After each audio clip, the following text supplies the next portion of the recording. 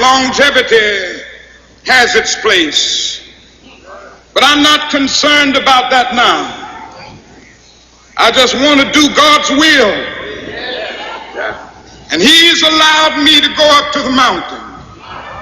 And I've looked over and I've seen the promised land. I may not get there with you, but I want you to know tonight that we as a people will get to the promised land.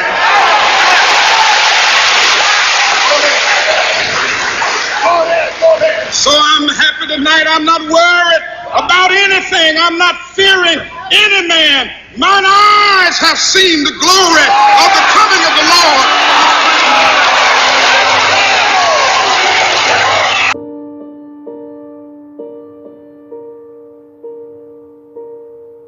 Humans don't want to die because deep in their hearts they know that they have not finished what they were born to start. That's why they don't want to die. When a person have discovered their purpose and have fulfilled their destiny, they welcome death. Death never threatens a human who discovers their purpose. The Apostle Paul, for example, was not afraid to die. As a matter of fact, the Apostle Paul died willfully. He decided to die. Let me quote him. I quote, "I have finished my course. I have kept the faith. I have been poured out like a drink offering. And there's nothing left for me to do. I am now ready to be offered." So I said to my son, son, I gotta ask you a question, and I'm being serious. I said, do you believe you created yourself? He was like, what? I was like, do you believe you created yourself? He said, no. I said, do you believe there's a creator? He said, of course I do. I said, no, don't do that. Don't do the dad thing, because you know who I am, and you know, I'm about that life. Don't answer, I'm asking you for real, for real. You don't owe me nothing. This is you. Do you believe that there's something out here that's bigger than you? He said, of course I do, Dad. I said, do you believe as a human being, not in a braggadocious way, but that you are the greatest level of all creation? And he's like, you mean over a deer? I was like, yeah, a deer. He mean you mean better than the eagle? I'm like, yeah, like an eagle. He was like, of course, because we can make decisions. We can do things. I said, okay. I just want to go back again. You don't believe you were created? He said, no, but you believe there's a higher power. He was like, yeah. And I said, okay. You believe as a human, you powerful. He was like, of course. I say, so as a human, do you believe you were just born to be in a relationship, have sex, and have money and buy stuff? Why you spend so much time worrying about a relationship? Why you spend so much time, son, worried about money and cars and stuff? If you really believe what you just told me, that as a human is something greater than that, then why aren't you on that? He was like, I don't know. I said, because here's the trick, son. If you get this and that, you still might not get you. So I'm having a conversation with my son saying, son, do me a huge favor. Don't go after low-hanging fruits. Here's the deal. If you get to the top of the tree, all the fruit from the bottom at the top is going to be there, son. So I don't need you focusing on cars and money and stuff. You're going to get that. I need you to focus on why you were born in the first place. Why are you here on earth for this particular time? What are you doing here? And so when I got on my son, son, come on. Where's that grind, son? Where's that dog, son? Let's go. He was like, Dad, I'm not trying to be disrespectful, but I wasn't homeless. I'm not trying to be funny, so I'm not saying I was wrong in giving my kids something that we didn't have, but I was wrong because I didn't teach them that dog. So I just thought that they would just grow up in this big, beautiful neighborhood and go all these places and meet all these people, and the dog is just like something you automatically get. The dog came from what I went through. That the dog didn't come from school. The dog didn't come from getting a PhD. The dog didn't come from getting these big checks. That's not where the dog came from. The dog came, so our children are watching all this success, and we wondering why the millennial generation, nobody ever told them to dream. Nobody ever told them that DNA is in their dream. We told them that their DNA is in their money. Your gift will make room for you. Now, what is your gift? It's the thing that you do the absolute best with the least amount of effort. That's your gift. Quit running away from the gift. Your gift will make room for you. Stop trying to be something you ain't gifted at. Listen to me. All of you have this gift. Identify it. It's the thing that you do the absolute best with the least amount of effort. That's what you should be doing. You're wasting your time pursuing your passion. The Bible does not mention passion. It mentions your gift. What are you gifted at, and do that. Stop tripping. You can do that. If you fry chicken better than everybody you know, you ought to be somewhere frying chicken. People make millions of dollars frying chicken. Popeyes, Kentucky Fried Chicken, El Pollo Loco. All they doing is making chicken. They just found a way to do it. Somebody just started making chicken. You know the story of Marie Callender's? Do you know what this woman did, man? She worked for a diner, a greasy spoon diner that was going out of business. It was her only job. She was a single mother. It was her only job. She needed that job, but the diner was gonna close. So she went to the owner of the diner and said, let me bake one of my pies. People like my pies, and see if I can help you make a little money. He said, whatever, bring it in. She bought one pie in. They sold every slice. The next day, the people came in and asked for the pie. She had to go home and make another pie. The next day, so many people asked for the pie, she had to make 4 pies. Then people started saying, can I buy my own pie? She made so many pies at this store that she eventually saved her money and put a commercial oven in her house. Now she done made so many pies, the dude's shop, he ain't selling hamburgers no more. All he's selling is them damn pies. That's how Marie Callender got started. Marie Callender now has over 120 restaurants. Look at somebody and say, God's gonna change your life today. And most of y'all chasing stuff, you don't realize your dreams are so important because your DNA, who you are as a person, is wrapped up in your dreams. And what this world has done to you is take that from you, because they know if you know who you are and you get your dreams, you're probably not gonna work for most of them. You're probably not gonna do most of the dumb stuff you do.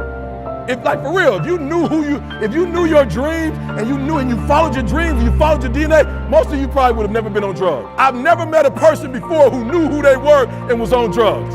When it's hard and there's a struggle, see, what you become in the process is more important than the dream. That's far more important. The kind of person you become, the character that you build, the courage that you develop, the faith that you're manifesting. Oh, it's something that you get up in the morning, you look yourself in the mirror, you're a different kind of person. You walk with a different kind of spirit. And people know that you know what life is, that you have embraced life. You knew it was hard, but you did it hard. You must identify the source of your dream. When you're identifying the source of your dream, you got to rule out dreams that are born out of brokenness.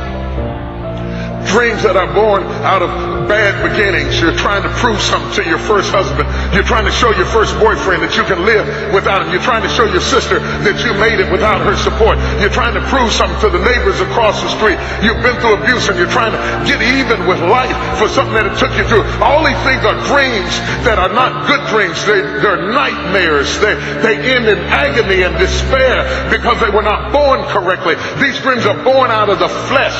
They're born out of fleshly issues and problems that take hold in your life, and they're born because you're trying to prove something to somebody who may not ever change their mind in the first place. You cannot allow somebody's opinion to become your idol. You got to rule out dreams that are born out of your own fleshly desire to be seen, to be heard, to be recognized, to be different, to be impressive, to be accepted.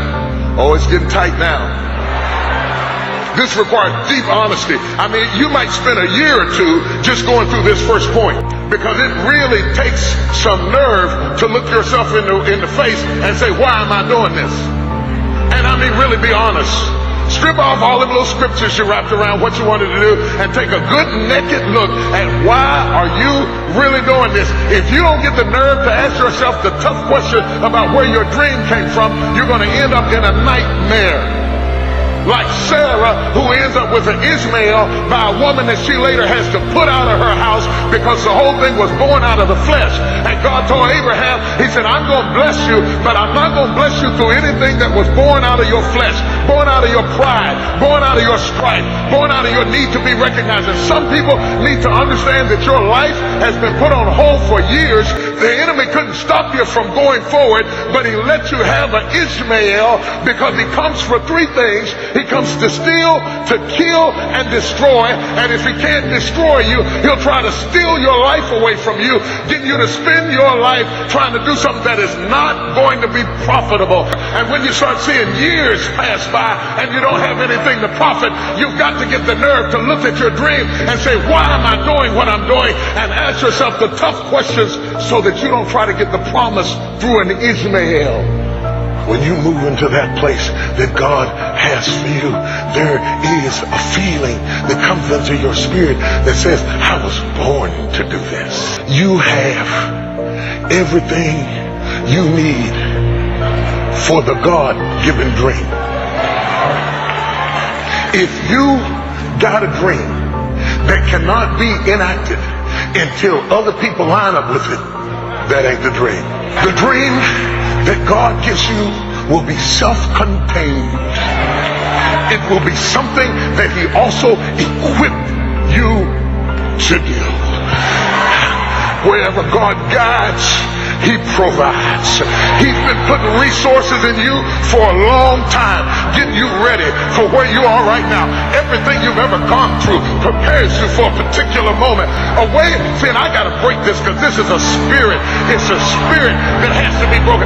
Some of you, your whole dream is on hold because you're waiting on somebody to help you, waiting on somebody to fund you, waiting on somebody to give you something, and you've even got bitter with people because they didn't cooperate with your dream. You fell out with people because they didn't make your dream happen. You're frustrated with people because they didn't back up your dream. Let me tell you something. Anything a man has to back up in order for you to do it is not God. That is God.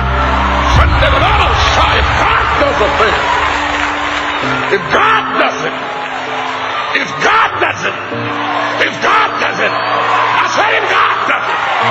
I feel like I'm talking to somebody. I don't even know who it is, but I feel like I'm talking to somebody. I'm freeing myself up from needing a lot of support, and everybody's got to vote for me, and everybody's got to line up with me, and everybody's got to agree with me. I can't do it till my cousin says it's okay, and my sister don't like it, so I can't wear it, and my brother don't agree with it, so I can't go. Oh, no, no, no, baby.